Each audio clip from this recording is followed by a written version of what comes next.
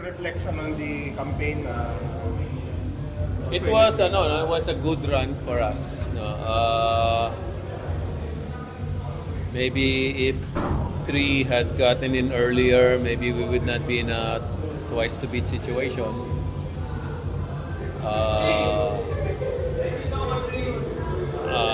Merong mga positive na mga indications ng team namin na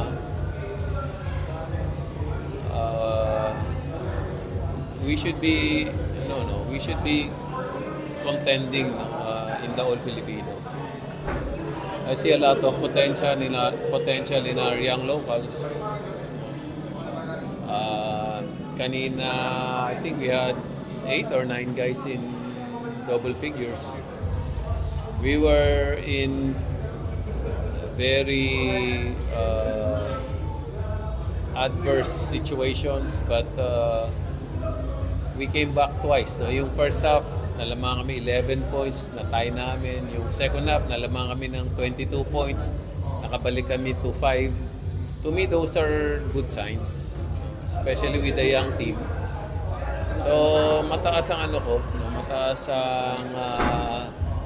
ang enthusiasm ko and yung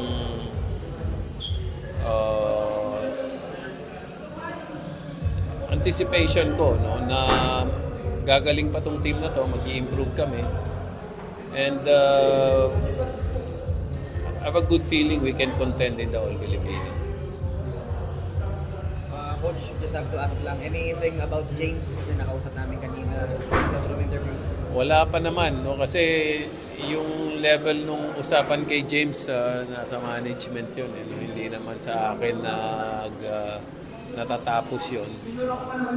So we will see what happens, but I will have to defer to our bosses regarding James' situation. You're open for him to come back na? Okay ako. Wala na akong problema yun sa akin. Coach, any plans for the next conference, like early training or para lang mapa-ending pa yung strike ng team? Wala naman kaming early training plans, no? We will take a 2-week break and then resume. I think March 3 yata yung All Filipino. As long as they're not really in bad shape, no, in the 2 weeks that we will take a break, I think enough time naman yung almost a month of preparation. Si Luis Villegas, we're hoping that he can join us, no? Pero na-assess pa siya, pero nakakasama-sama na siya konti-konti. So, but we're also excited about him getting into our lineup, no, for the All Filipino. Coach, after James, do you see a role for him na pwede siya mag-drive in the Philippine Cup? Yung All Filipino naman, medyo mas less complicated yon pagdating sa rotation ng tao. At saka siya, kabisado niya yung All Filipino. So sa akin, ano lang talaga yun. It will be management's decision kasi ang problema doon, you will have to choose between giving that slot to a younger guy, even his minutes, or you will give it to him and expect him to produce. Hindi mo naman ibibigay yung slot na yan kung wala kang expectation na i-contribute niya.